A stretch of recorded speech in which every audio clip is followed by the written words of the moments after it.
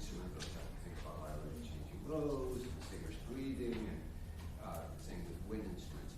And sometimes it's important for us also, since the piano pretty much is the same sound if you just go up and down the, right? Well, with other instruments, even if they try to play the same, we need to pay attention to when we have a line that actually needs to go somewhere, that we listen to each tone that's making up that line as it gets either louder or it isn't even louder. There's always a direction to music, just like the way there is to everything, right? And I'll concentrate on those tiny little things, okay? The rest you're doing terrifically well.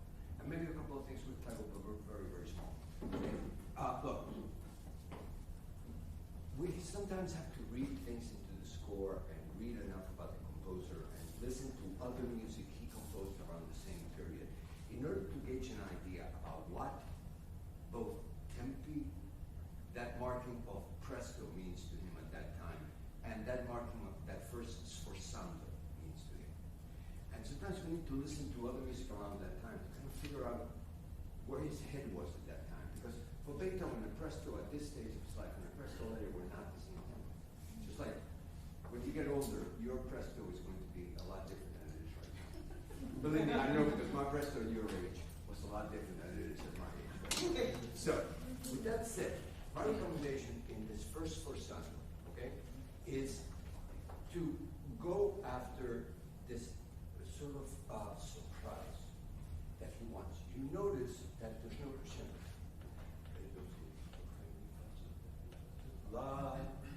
It's almost like a light goes on.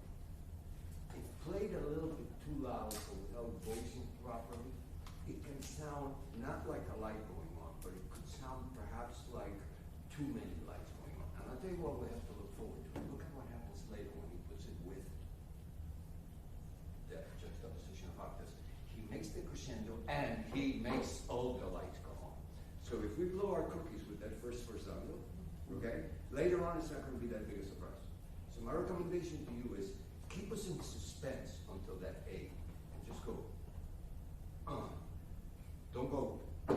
Think about, before you play, hear that sound in your head. It's a concept that I know it's difficult to realize. How can I hear a sound in my head? You can. You can almost, especially talented people. Untalented people can't do it. Talented people can't do it, and you're talented. It's almost like you know where the sound is going to be. So if you throw your hands at the piano this way, it's like you're saying, do whatever you want. If you hear the sound in your head, you know what that la is? La, just the way I'm pronouncing it. If I don't control my tongue, I go la, right? Okay, try the same for me. No crescendo, good tempo, by the way. Give me a surprise on the la, but don't make it too loud. Okay? But know where the la is, and say to yourself, I'm going to plan to make all the lights go on here. Okay? And then we'll continue from there. Let's do that first. First of all, before you begin, have that whole first 4 measures in your head. How fast it's going to go so it doesn't change tempo here. Re, do, si, la, do, re, mi, fa. Conduct yourself inside. Feel it inside first, then play.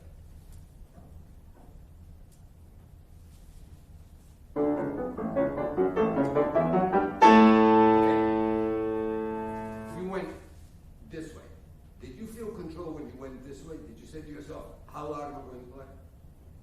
No. That's what you have to gauge yourself in. Because right now what you're getting is a loud sforzando, and it's sforzando. The problem is that for professionals, it sounds like a tiny bit out of control. I can speak to you in this terms, but it's so much more fun working with talent. Because you understand this. You have to know where that la is. Play me that la, just the la by itself, and just know where it is. As loud as you think it's going to go there. Just the la, just the A.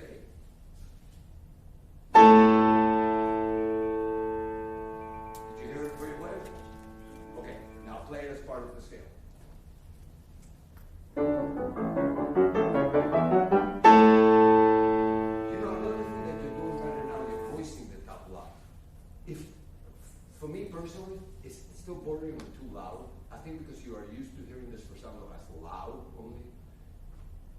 Forte, piano, and all that stuff has nothing to do with dynamics only, it has to do with quality. My recommendation to you is play it with the same point and with with that good voicing you do at the top, just don't perhaps strike it so quickly. More. When you get to the loud, just like surprise, not surprise, surprise. Try it. Think first.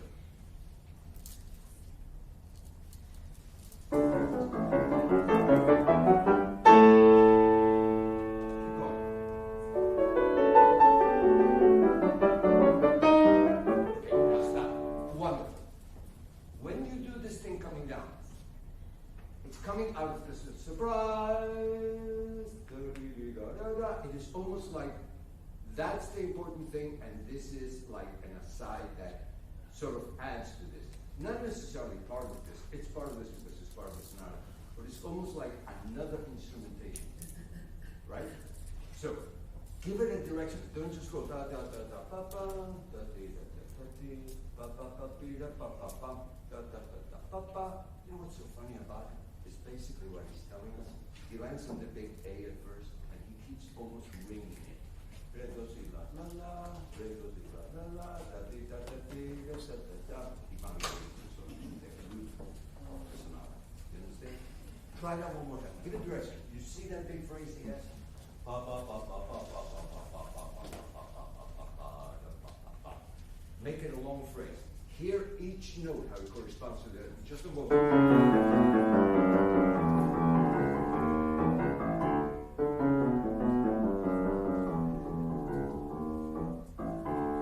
Here's the direction. It isn't necessarily getting softer. We get softer because we run out of breath. If I sang it with my voice, re, do, si, la, so, fa, mi, re, di, re, do, re, re, di, do, re. Right? That's the way we would speak it. Speak it with notes. We'll try. Find the direction. From right there.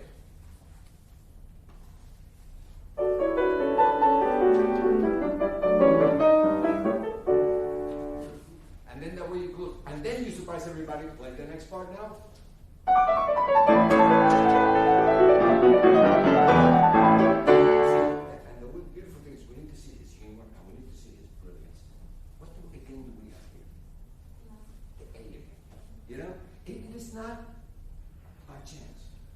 It is ordained by his genius. It's the way he puts it together. And we as performers have to see this equilibrium in what he writes, see this architecture in what he writes, and perhaps a little bit of the brilliance in this guy, you know, and understand that if all the laws are the same whack, then of course none of them would be special, right? What makes him special, finally when you get to this one, because it's part of the forte, it actually sounds like bam, it's out of the water, right? So, one more time with this. When you have a passage that has many notes in it, and you have a big heavy bass note, the piano's going to kick up on pedal. What you have to do is you have to wiggle your foot as you go. You cannot just play this way. Ba ba ba ba ba ba ba ba ba ba ba. It's almost impossible to teach. When you hear the piano going and kicking up on you, start just staying on top of the pedal and just wiggle it. Okay? It's a way of letting sound escape from the piano and not having the sound cake up on you and become a little bit too pedally. And you can keep the clarity of your right hand, which you already have. Try from there again, from here. Now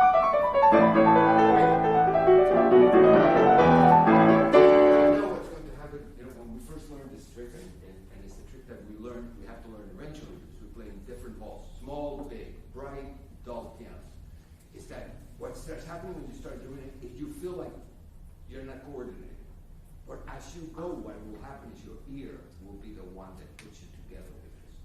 So, play it one more time and see if you notice if the piano starts going and you lose a little bit of clarity, or if it starts sounding a bit too over pedal. For right here, for right now. Okay? Try again.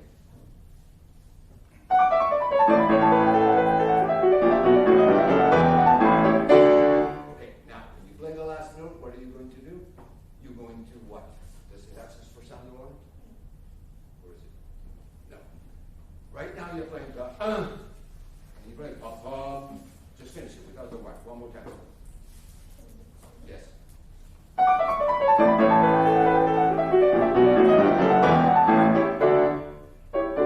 All you have to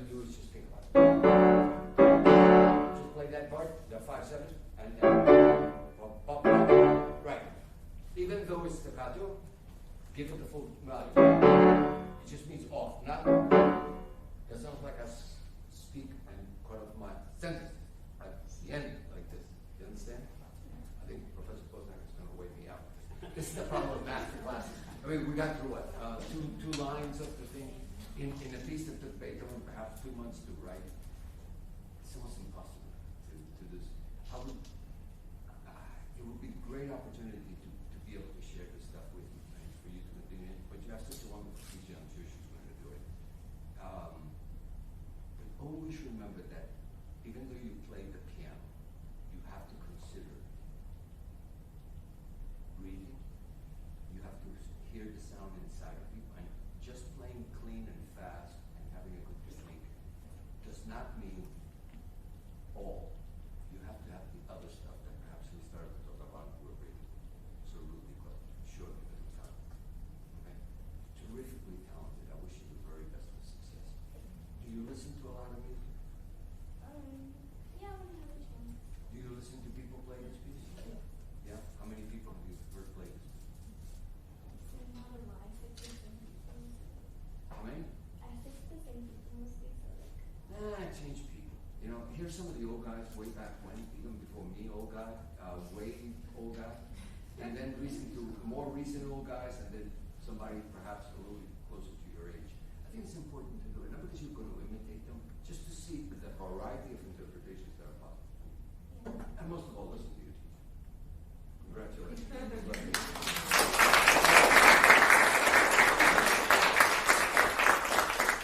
Daniel? You're playing what? Sonata. Again? Which movie?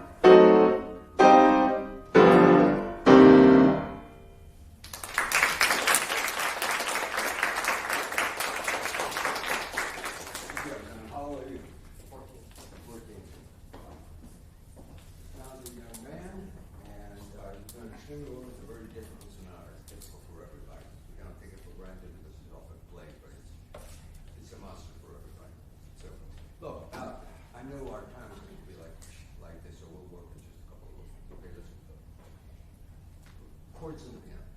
Be very, very aware of you have how many notes there? Like 7 notes. They have to be stacked up the way a choir director stacks up a choir. Okay? Why? Because you can't hear all. Which one in particular? In choir. You ever sing in choir? You have to sing in choir. Everybody has to sing in choir. That's how we learn things like this. Anyway, do it. If you get some chance to school to sing in a choir, it's very important. In particular because you'll probably get a tenor baritone that means you hold these middle notes forever while the sopranos go crazy at the top. And it's very important. You know why? Because it'll show us that the tenor and baritone lines in any piece of music are as important as the melody. Okay? So, but in this case, you have to voice the top.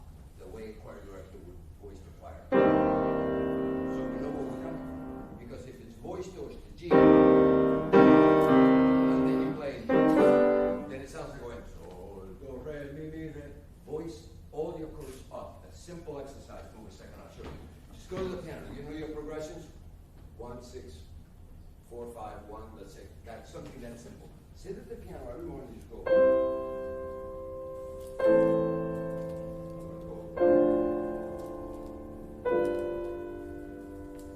And make something beautiful. As long as you hear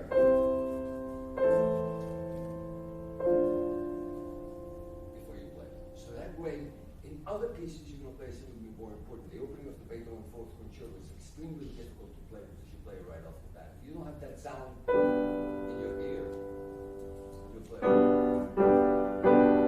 This is not beautiful, isn't it? Okay, now let's concentrate on bringing out the top notes. You think about it before you play. The second thing you're going to have to overcome in this opening, your fast notes are a bit too different among them. Sometimes I hear pa pa, and then I hear pa pa da. My recommendation is keep it as strict as possible, almost like a slow march. So it keeps that tightness of rhythm that's so important at this beginning. Okay? So let's begin with the first chord. Tone towards the top. Your little finger has to be the one in focus. What I usually tell my students is just think about it.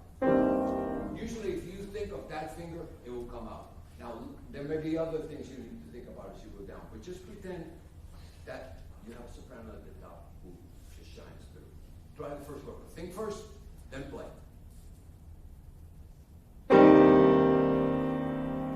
Going? Yeah, but you notice how your E flat was larger than your C? So, what you want to do, you want to make sure.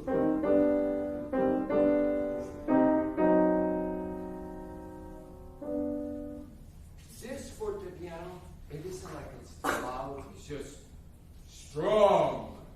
Loud makes it sound hard. In a sense, it's just the beginning. In fact, I don't want you to do it because it's something that is just my own shtick, but I don't like these chords in classical music. I don't like to play them solid. I always re-roll the bottom because I think it's much more noble. And it was the style of the time, in particular with the fortepianos. In the low piano that Beethoven had at this particular point, if you play that chord in the low piano without having a slight roll, it just sounds like thud. And you have to hear it to believe it. I mean, I've heard it and I'm going, it's like a thud. You can't even hear what key it's in. I don't want you to go there yet because there's a lot of people who will lose their minds if you roll anything that's not written in the score. However, if you, after you learn a little bit of music history, you will understand where I'm coming from, and that's for a later opening. For right now, think of that fortepiano. For instance, if I go here, one, I can't really go this, right? This is overwhelming this. So we need to balance our hand towards the top. You can see. You hear the bottom. So balance your hand so this does not dominate this. And then from that sound,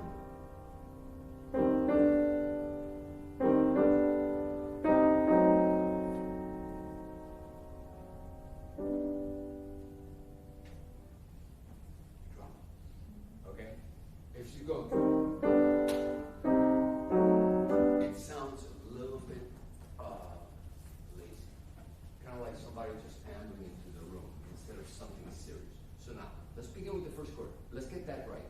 Balance your hands, if you don't roll, just balance your hand towards the C. And then hold it, and I'm going to tell you how to continue to think from there. Because sometimes we play and we go, hey, I'm out of here. And then, oh, but I have to continue playing, so I'm come back. You need to stay with that chord. Your ear needs to hear that chord whittle down before you enter again. If you tune out and you go, okay, that's that, now I'm going to play this, you lost. Okay, again, balance your hands. Go. One more time. Now, listen. Man. No. Same rhythm.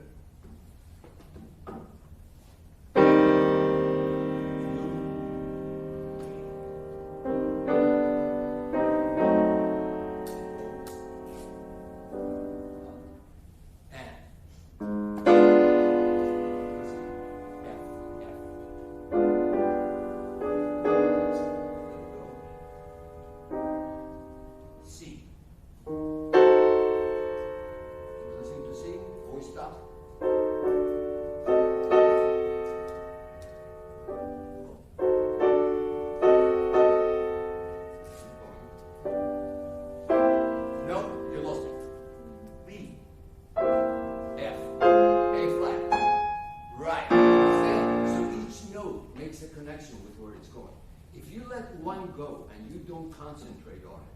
Slow music is the hardest thing to play. When we play fast all the notes together, that our mind can't keep up with it. That's why usually Rachmaninoff-Etudes and that stuff is the easiest thing to play because you can just go, okay, hey, whatever. When you do something like this, or Bach, or Mozart, or whatever, every note carries a universe with it. When we pile up a lot of notes and we kind of cloud something, a simple structure, we cloud it up with a bunch of notes composition, it's a lot easier to play. You can manipulate a lot more. But in something like this, you need to be on top of it from the very beginning. Your balance has to be in your ear and your head before you touch the piano. And that's what you practice. And the next step is the rhythm. Because without that rhythm, it just kind of collapses on the piano. You understand? If we can, since we have a tiny bit of time, why don't we continue? Make this run here, not a run, but a melodic gesture. In no way, no how will anybody make me believe that Beethoven wrote that run and said, it's going to play. Forget about it. Ain't going to happen. He doesn't have that in any of his work. He doesn't allow, particularly the string quartets of 18. He doesn't allow the violinists to go, he plays always very specific, 18 number 6 in particular, the 6th quartet in that series. So you make that melodic. It's supposed to be quick, but it's not supposed to be just a cadenza a la this. Can you play me the cadenza there?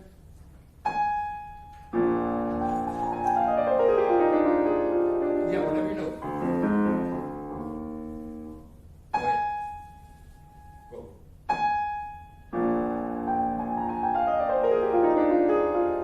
What you can also do, like I explained to the voice, and I'll show you. When you get to here, when you get to this particular part, you're gonna have to clean your pedal because you're getting this. Now, in his day, you could have kept the pedal down throughout the whole thing in the low fortepiano, and you will get no blur. But in our modern grand, you're gonna have to, once you get to this part of the beat, I played 15 pedals in there, except you didn't see it. Anybody who can see my foot is looking at my foot like I'm having an apoplectic fit or something. You know what's guiding me? My ear. My ear doesn't allow me to have any fuzz built up if I don't want it. Sometimes I want fuzz to build up, but not in this case. And you make it happen. So when you get here, right now, don't go into a fit from me. Just try to see if you can clean your pedal little by little that we don't get that blur at the end. Do the cadenza one more time.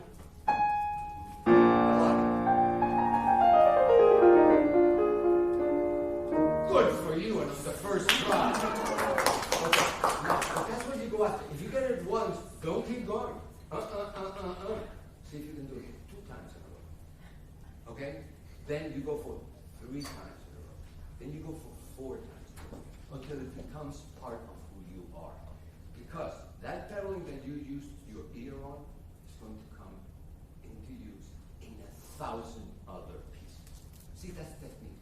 Technique is a way of buying tools and never throwing them away. You can go and buy a modern tool set at Home Depot or whatever, but if you keep losing the hammers and screwdrivers, when you need to use it, you go, I don't know where I left it, right? Okay, this is technique. People think technique is doing exercises and playing fast and stuff. No, technique is knowing how to dominate the piano so the piano doesn't dominate us. Because sometimes, if you really are honest, the piano is playing you, not you playing the piano. Right? Okay. It happens to all of us. That's why I'm being so honest. We're all pianists in here. We know where we all come from. We have technique is being able to do that. Now, is it the only technique? Of course not. But you're going to use it in other pieces. So please remember that trick. When your ear hears that there's too much sound coming out, test your foot to see how quickly you can get out of that fuzz. Okay? Now, if you can, since we have the voicing now, when you continue here, let's keep the rhythm that we work so hard on. Now, the left hand goes signal to pianist that I don't care what you do. Okay. Just play whatever. No, it all comes from the left hand. Move a second. If you go.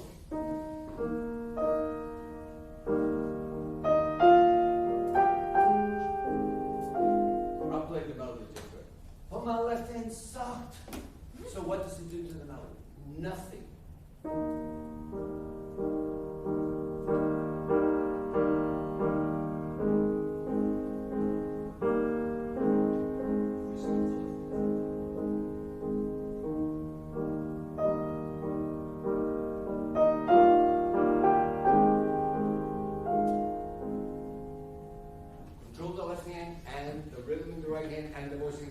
In other words, I want you to tie yourself into 50,000 open knots in front of a crowd of people.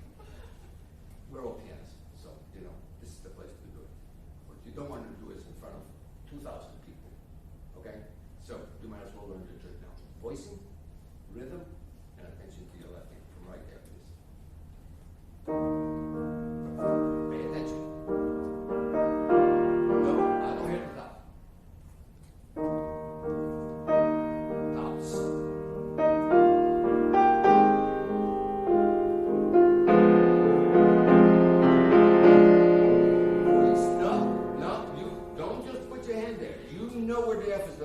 Give me the F.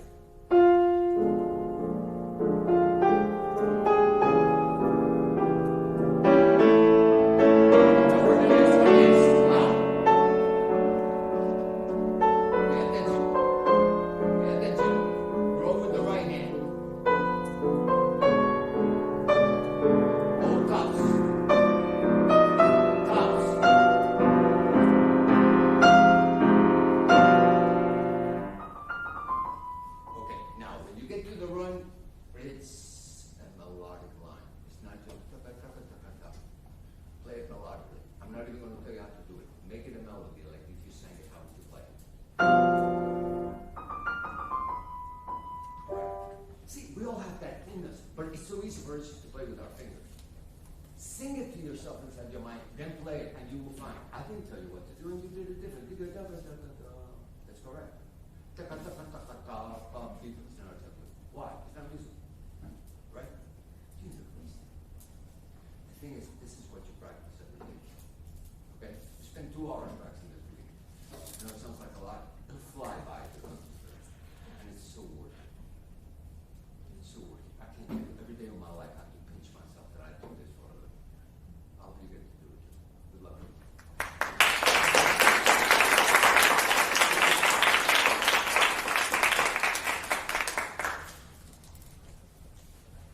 What are you playing? Oh.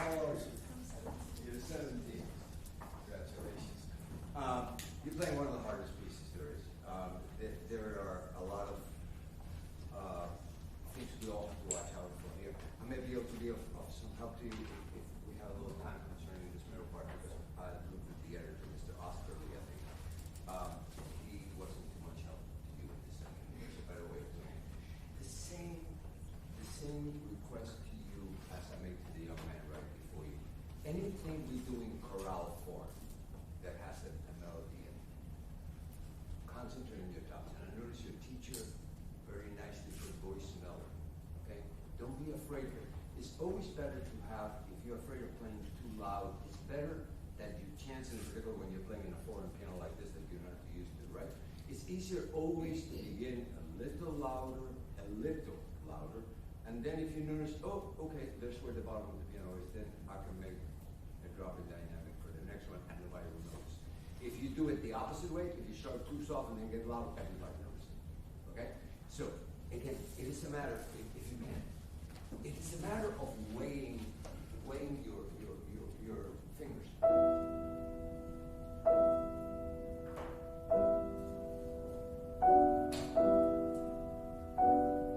Now, this is doubly difficult because of one thing.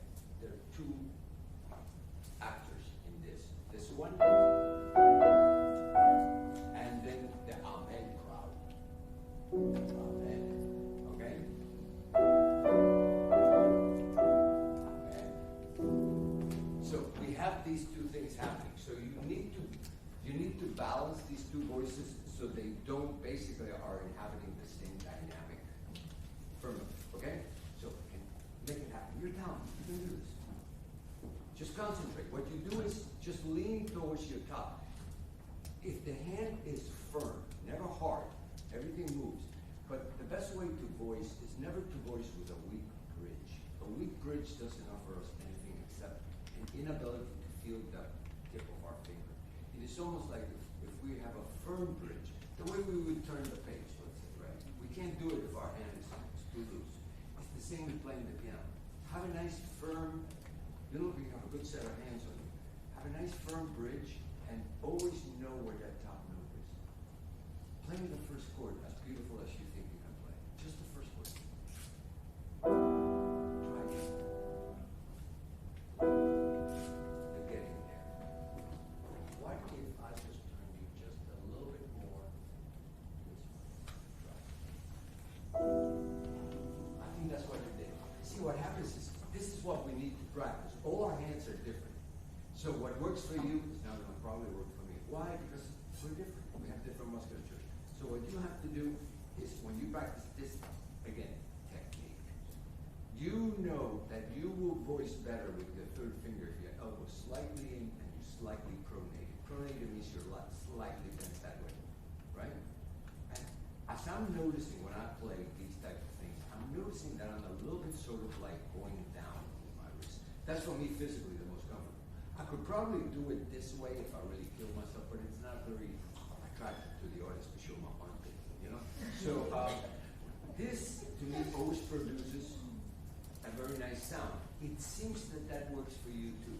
Can we try that again and see if you can capture that body shape? Okay? Try. Try again. You're almost there. Now, can you make it? Now all the way. You're almost there. This one is difficult. It's almost better if you go out towards it. Now down. Now in.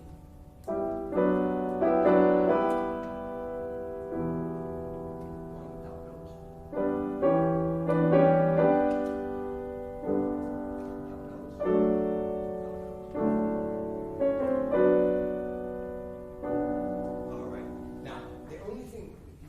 Practice a little bit more for that, but for that you have to just stay on that first line until you figure out voicing-wise, what is your best position. I would spend the hour with you just going and figuring out almost every voicing in that opening until you were satisfied that that's what works best for you.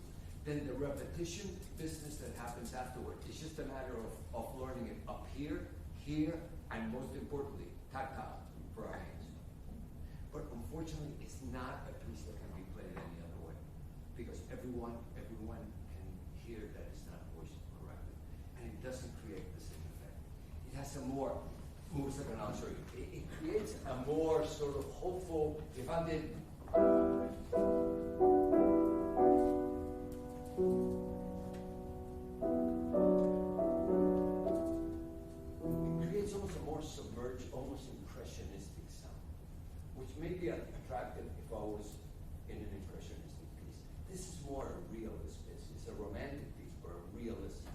So the realism of hearing, and then having the other voice in this register. And the way I approach that is basically I use what I call half the key. Everybody says, but you're playing the key. No. This is the full key. This is half the key. You basically go to the piano and you play until it engages. That's what I call half the key. While this one, I'm at the bottom of the key.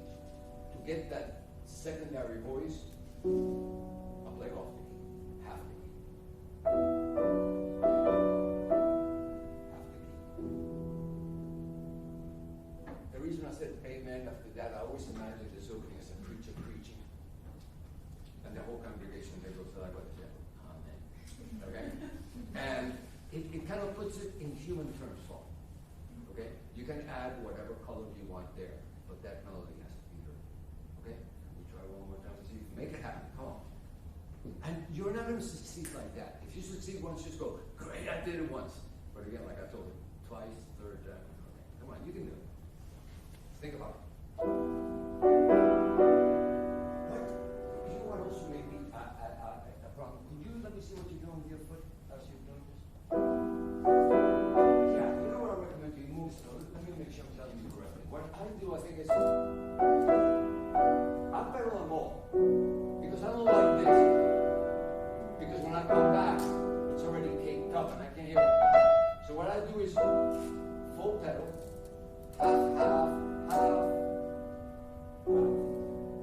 So that way, what I'm left behind is just the pure B minor. Because if I have this, if I have the fifth added on to that, then of course, it's going to give me that sort of impressionistic sound. Okay?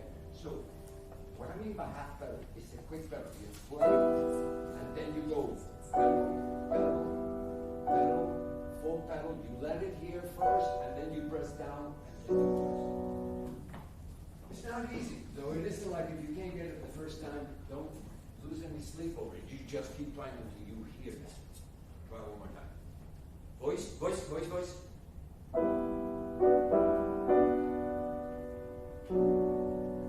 Voice. Try that half pedal stuff on the other one. This one.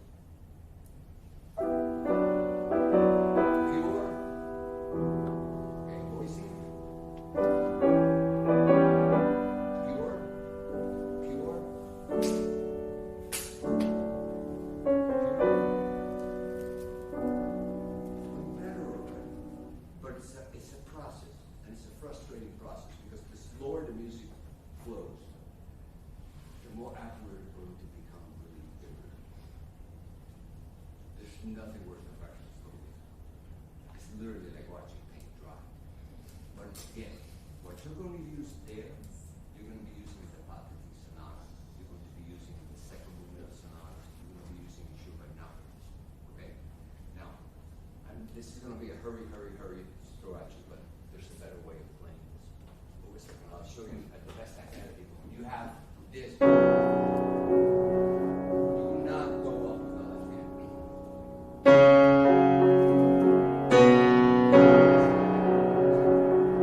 Understand? Don't go. It doesn't work. It doesn't work, and I'll tell you why. Because you're balancing thumb on one hand and little finger on the other, and you're going to get this similar voices. It cannot be done. Oh, yes, it can be done. If you're a slave for punishment and you play it for the next 100 years and then eventually you get it. Nobody does that in business. Okay? So, my recommendation is go through this and whatever you can take out with two hands, you do. Because the hand is just sitting there doing nothing. Why throw the left hand down? Understand? So, I wish we had more time and I'll show them all to you. The similar things with the pedaling and all this stuff happens in this part. Except now the problem is different. The tune is in the bottom and the secondary voices. Di-da, ba-ba, and you have to have two layers there too. Again, it's such a hurry that it's impossible. You're a talented young woman. And if you love this piece as much as I think you do, you will sacrifice in order to make it happen. Okay? I wish you the best of success. Congratulations.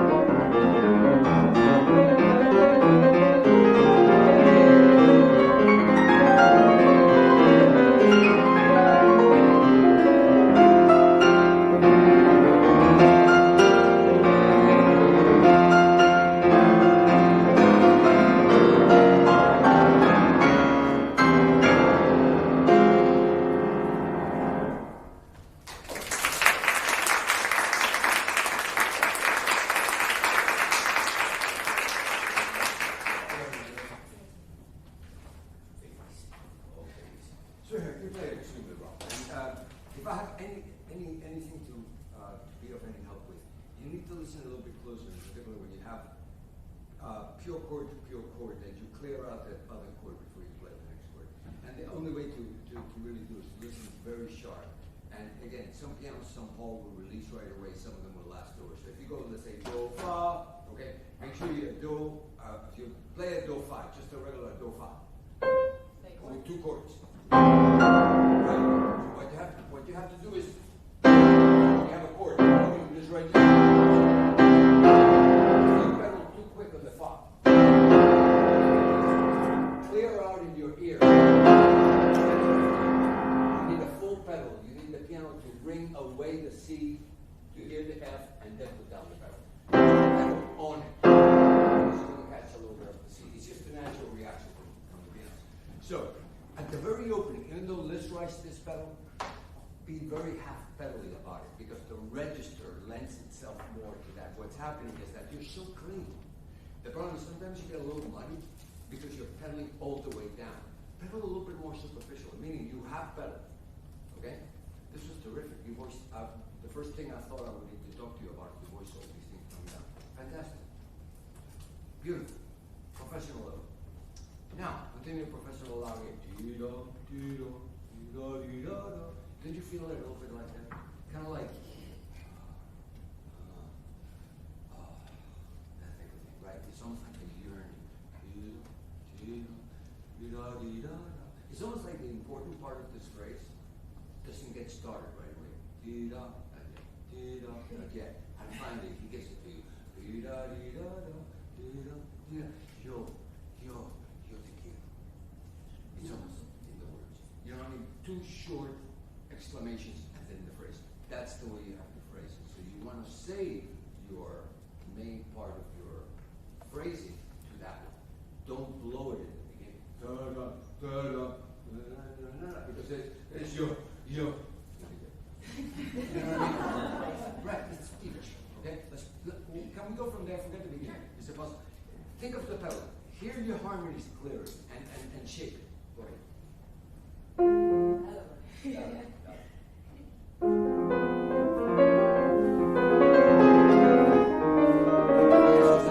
You go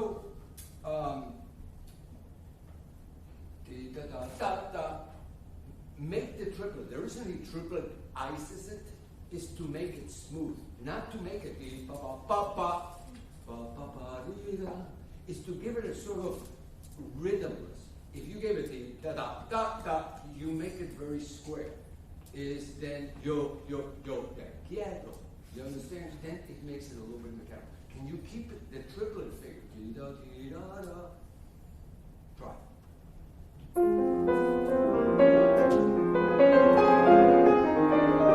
Say. Yeah, don't be in a hurry. Don't throw it away.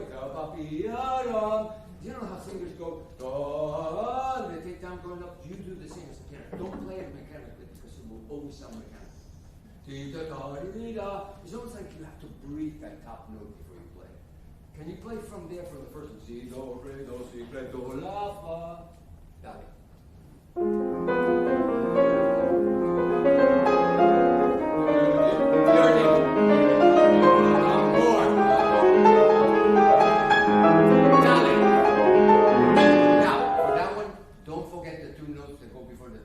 Because you die on it. You go da da bam, bam, bam, bam, boom.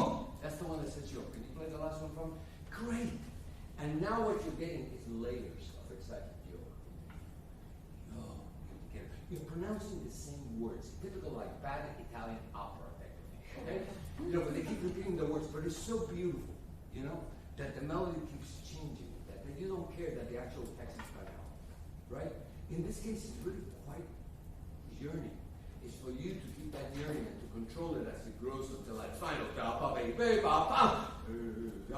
and then now the next section, I'll let you play through, are two layers.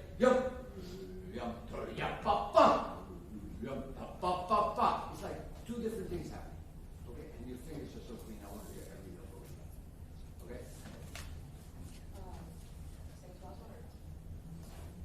Do this third one, it's not too the right before it gets to the let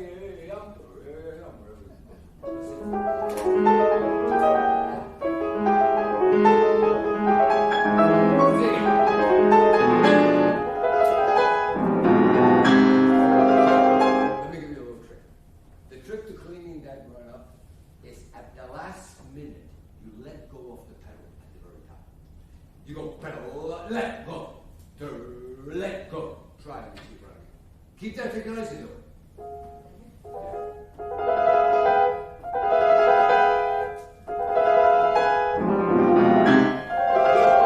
Don't let it go in that part. You let it go, and then you put it here again. Just clean. Don't play with pedal because for some reason what happens acoustically is we take this, and this together. So it's to get the thing at the last minute, pedal.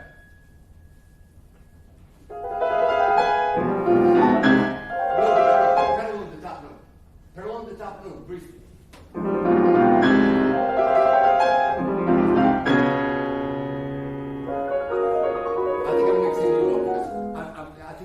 I'm saying you play the last three and you take the pedal off.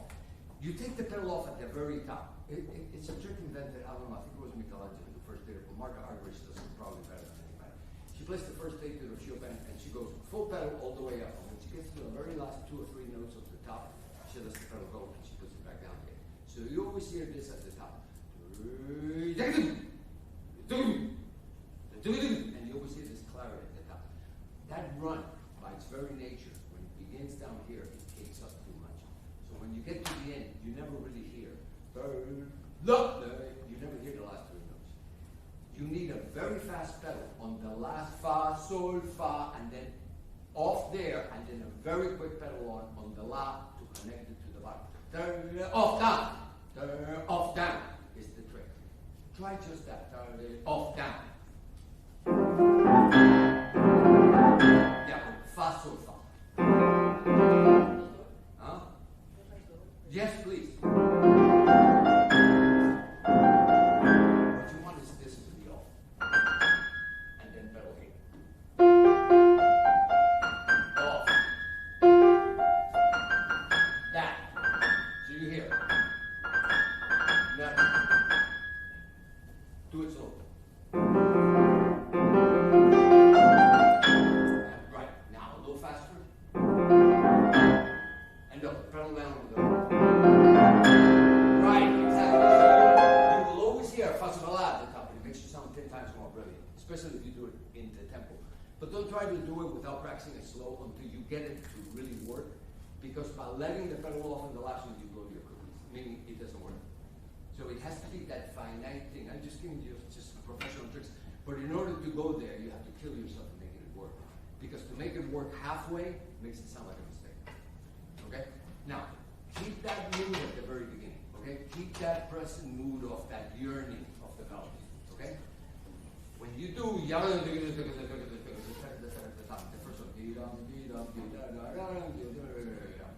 where's the part that goes in the left hand and goes by itself? I think it's the next page. This, then no, right here. Half pedal, half pedal, half pedal, half pedal, half pedal. Or you're gonna get Chinese. Okay? Try from here.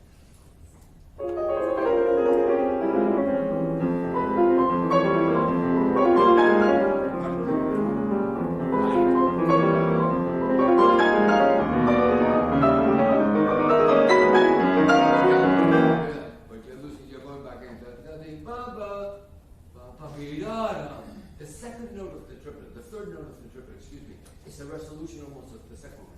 The most important note in that triplet is the top note. Ti-da-da, ti-da-da. It's not ti-da-da, ti-da-da, ba-da, ba-da. Because the whole thing is founded upon pressure, release. Pressure, release. Ta-da, ti-da. It's not ta-di, ta-di, ba-ba-bi, ba-ba. It's ta-da, pa-da, pa-da-di-da-da, pa-da, pa-da, pa-da-di-da-da. And that give and take is what creates the tension. So you don't just throw your hand there. Know you're in control of that. Can you go from the thing going down with the left hand? Much better, by the way.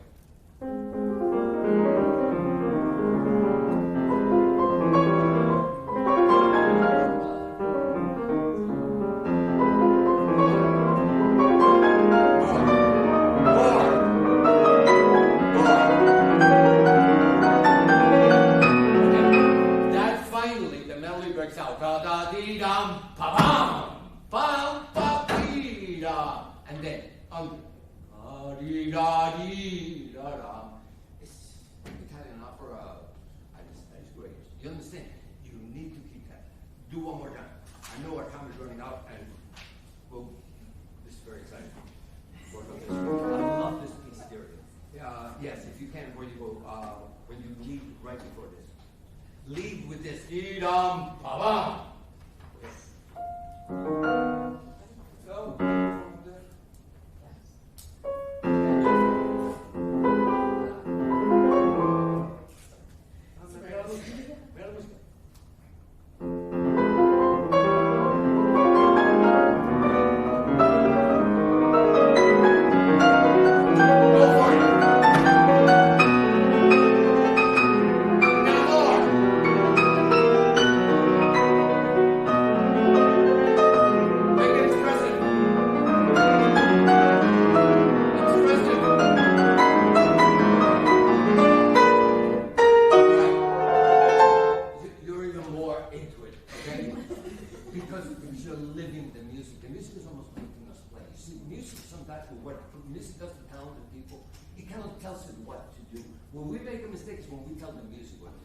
Because it's obvious, the phrase. If you listen to enough opera, if you listen to enough melodic music, it's all there. You know how this goes. It's just different notes. Understand? Be careful of your pedalings, okay? And be careful of the way you play that trumpet. Don't make it sound new. I wish we could spend more time on you. You're just terrific also, like all the others, and very talented. You studied with a wonderful teacher who evidently has your very good fingers. And so I wish you the greatest of success. I look forward to the next time.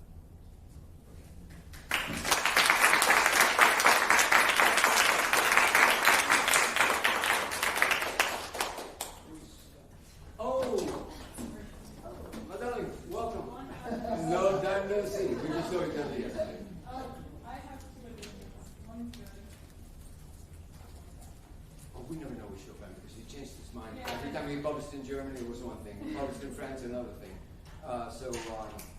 Pick a voice. This one. All right. Enjoy the market. Oh, I do. Enjoy yourself. Polonaise sentence.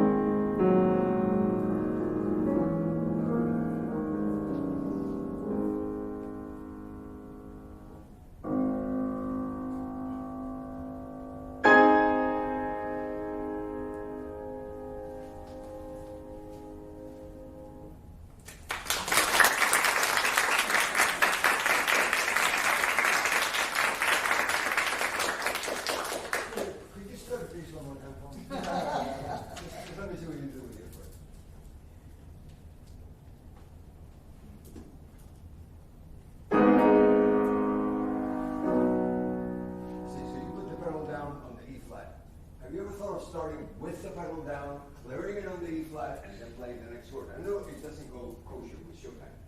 Okay? The thing is that the piano has a ring when we put pedal on, and the piano has no overtones. You don't have that.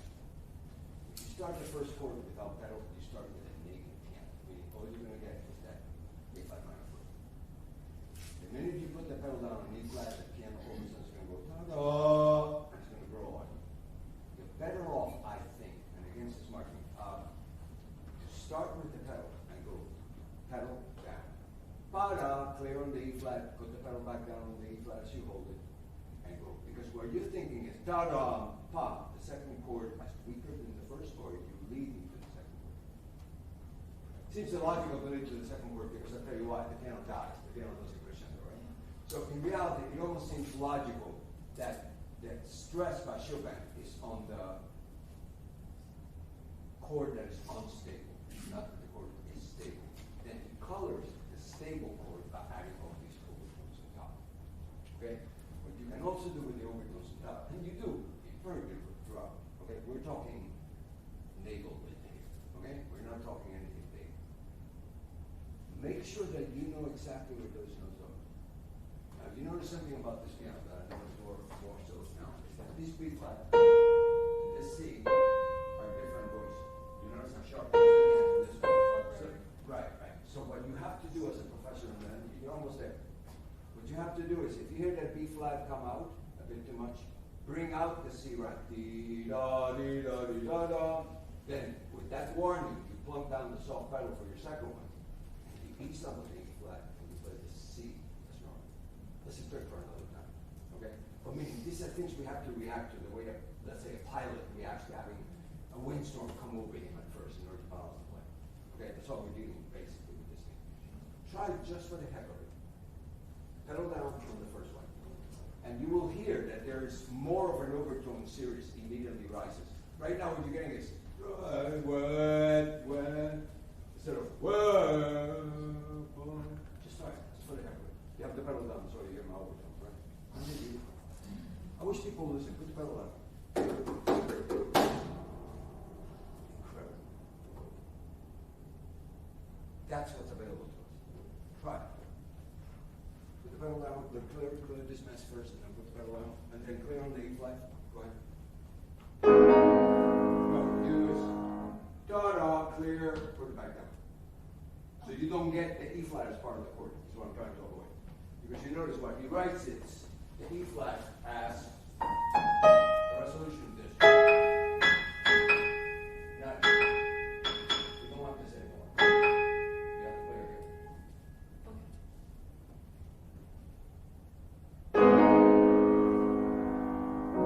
See, to me that's more palpable. It goes from wet to wet, and now continue your run going up by paying careful attention and knowing where you are.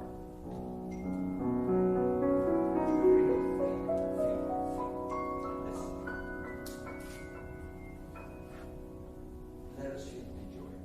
Same for the second chord.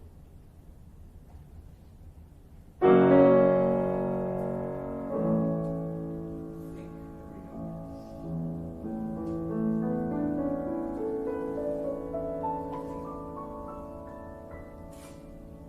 That's better control. Because I'm here going think, but I can't go up on stage with you and do all this type of stuff with you. Okay? Just, you have a great ear. Use it. Okay? It's such a long piece. But do remember the concept, one thing. If you go from dry piano to wet piano, you overhear it. It's like all of a sudden half the orchestra stops playing. Once you get the piano ringing, you as a professional have to find a way of segue that wet or that dry to wet or the wet to dry. Where your main problem begins is when you begin the pollination rhythm. Going completely dry there, you basically leave the piano behind. Our recommendation is go into it with a little bit of wet pedal and clean up. First of all, if you play, put the pedal down. You hear the notes, okay? So, what are the correct notes in there? I think it's, it's the E flat. So, if you go in it a little bit more with this, go through the chorale before it, keep a little bit of the wet. In fact, this edition of Chopin, who knows who wrote this edition of Chopin, right? We have to read up on that. Be very careful that this doesn't become ta-da-da-da-da-da-da separated. Make it come out of this. Do this last progression for me.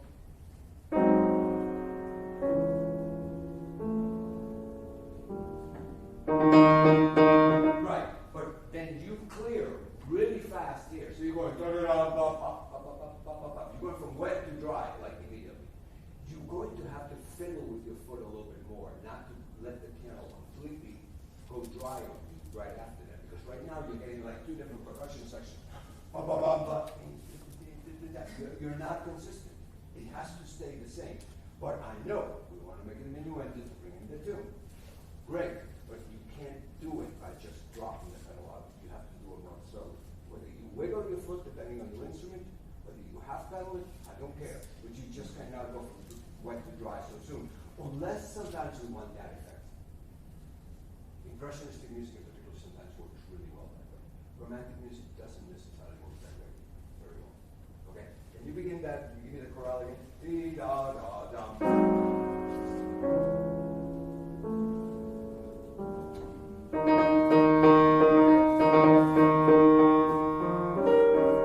See, even that sounded way wetter than you're used to playing. I heard every E flat. Do you know what I find interesting about our new generation of clarinetists? Is that everybody says Bach must be clean. And then my favorite moves, and I'll show you. Just for the sake of this particular note, let me prove to you a point. You know what a pedal is? Pedal is acoustic. Pedal is not about tying notes together. And a perfect example is always use Bach. You want to play an intimate thing, I'm playing in your living room, I'll play it this way. The first pedal and fugue from book 2. I'll go.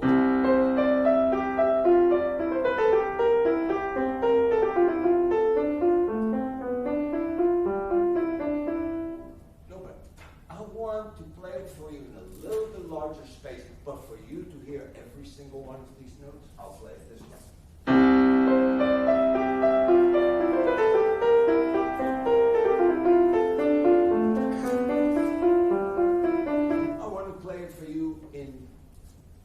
The Church of Saint-Sulpice in the middle of Paris, I'll play it for you this way.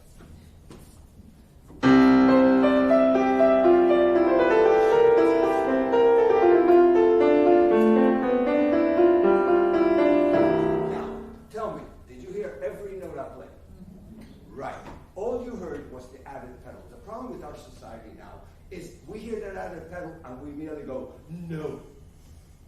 Don't ever kick the pedal out of your piano. The piano needs the pedal. Okay? So everything you do, you always question, can it be done with pedal? Sometimes it can. Sometimes we need the dry sound. But be very careful when you go from wet pedal to dry pedal, that is the effect you want. Because we take it for granted that it's clean. Clean is not necessarily good. Muddy is not necessarily bad. It depends on what the composer is asking us to do at the color we want. You understand? So be careful with that. With at least so long, let me concentrate on a couple of tiny little things that you're almost there. First of all, you play very well. You know that, right? You're a brilliantly talented woman. You've had wonderful teaching.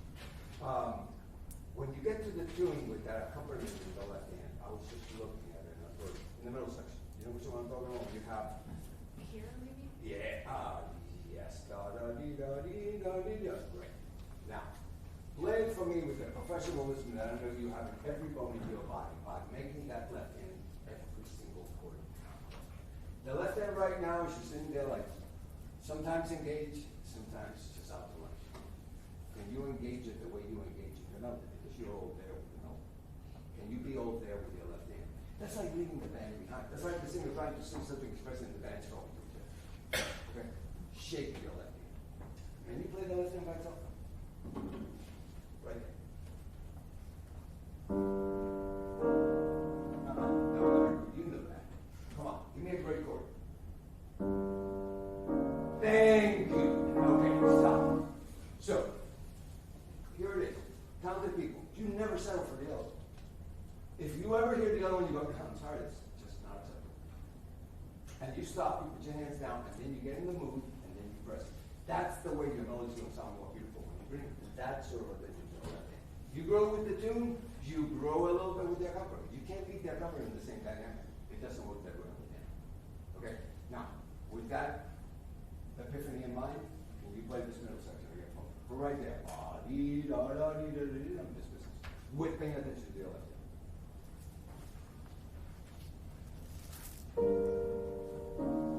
Thank you.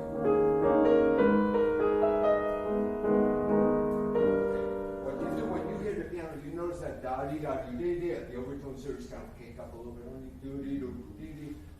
Right there, you use that foot of yours to clean out some of the mess. How much of it? Depending on the piano, depending on your read. Play from there one more time.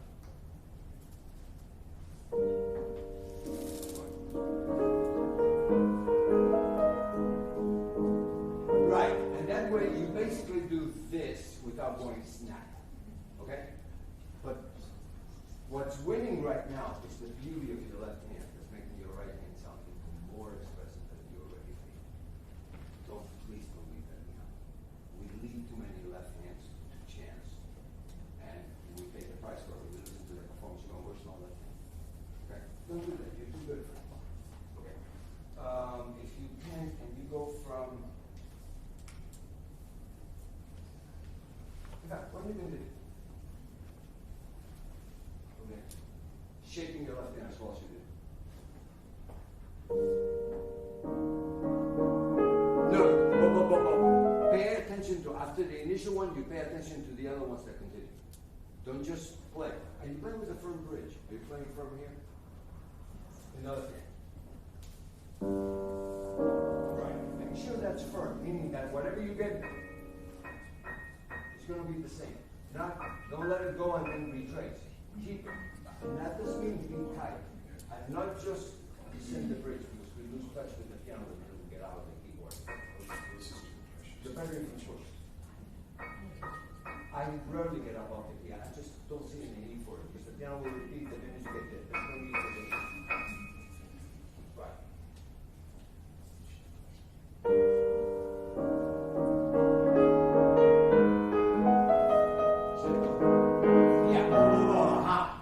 You can't do it with a single note, even though you know that if you were singing, you go dee da da da dee da dee da, right? But you know how he does it? The left hand. And in fact, their teacher put it there. Pa pa pa boom. Don't worry about it. The left hand will never dominate the right hand there because our ears are in with the melody. Can you play that phrase one more time? Okay. Beautiful, by the way. Go ahead.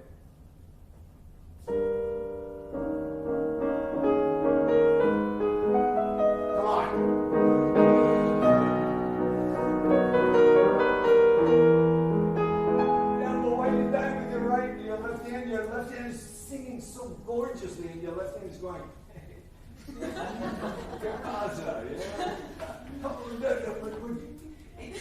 it's like, kind of like you went to the mirror and you said, I think I'll only put makeup on half my face. You know? Right. We can do that for effect. But you wouldn't do that. And I know what you're feeling. The problem is sometimes, and this is what we have to be very ear open when we practice, and not just play. We have to be critical. We have to back up and go, is my left hand protecting my right hand? Just be simple. If the answer is no, then just don't do it. But you have to listen for it, because we get carried away with our own musicality. And our left hand's back there going, who cares? Right?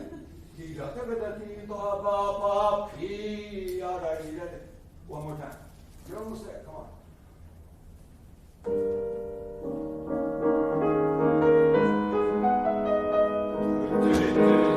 Keep left hand. Come on. Okay, stop. Now all those incredibly juicy harmonies at the bottom are coming in to feed the melody. You notice that the piece, most of it is based on the overtones and him wanting to hear resonance. He regales in this trick, mostly in this late piano music. The most obvious example before this was the fantasy, where at the end it goes da da da dee da dee da dee da. It's a lot of after effects. The Berceuse, I think every piano should try it. It's just one variation after another in this tacky little melody, which is beautiful anyway. And it's our ability to keep that ringing of the piano throughout. But it's all based in that Berceuse. If the left hand fails, that's why it's so difficult to play. Everybody thinks the right hand figurations are to keep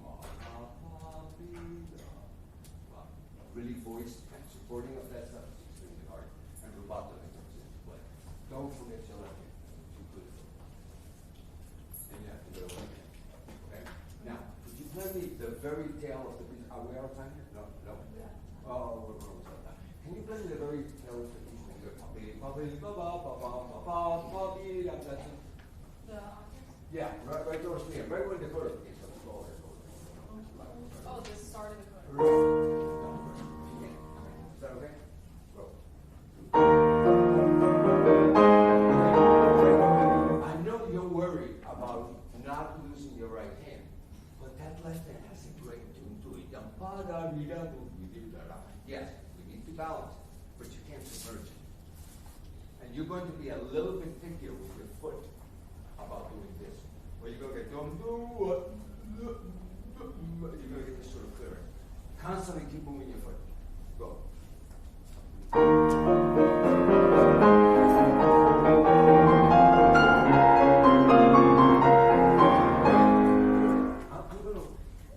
to challenge you. Here's your words. Okay. Faster. And a little bit more. Yum, pa, pa, pi, pa, pa, pa, pa, pa, pi, pa, pa, pa, pi, pa, pa, pa, pa, pi, pa, pa. That you have all these possibilities in it. Not because I sang it that way. You don't have to do it my way. Just don't square it. Da, pa, pa, pa, pa, pa, pi, pa, pa, pi, pa, pa, pa, pa, pa, pa, pa, pa. Don't square it. I think a little faster. I know you have it in you because you're down. I need it. Come on. At least for today. When you go home, you don't have to see nuts. You know, that's fine. But for right now, just give it to me. You can do this. Go. Come on.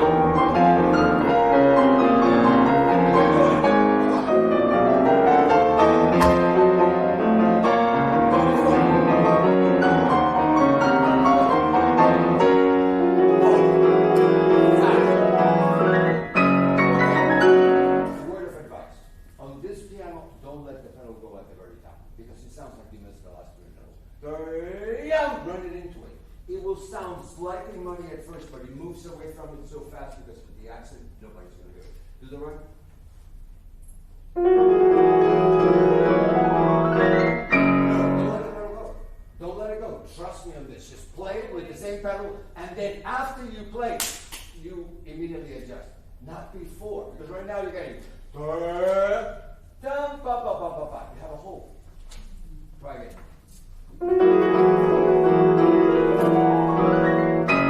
Right, exactly. Before you had and you had a hole there. I know because you want those last 2 or 3 notes to be clean. It's not worth it in this instance because the piano just completely evaporates. Okay? You can do it faster. You have it in you. Perhaps right now it's like skating too quickly, too soon. But you can do this. The problem with maintaining a perfectly straight tempo, not the problem, my issue with it, is that it makes it sound unfulfilled. It sounds like part of the piece, though. This part is the enjoyment of the whole. This is finally the cataclysm of this very bizarre piece of music. The most bizarre piece of music. And from my humble opinion, one of the 2 greatest works that he ever composed. This and the F minor ballad. I never get tired of either one of those. I mean, the nocturnes are fabulous too. I mean, the E flat major nocturne, the C minor nocturne. But this piece, because of his juxtaposition, I mean, he was already touching impressionism.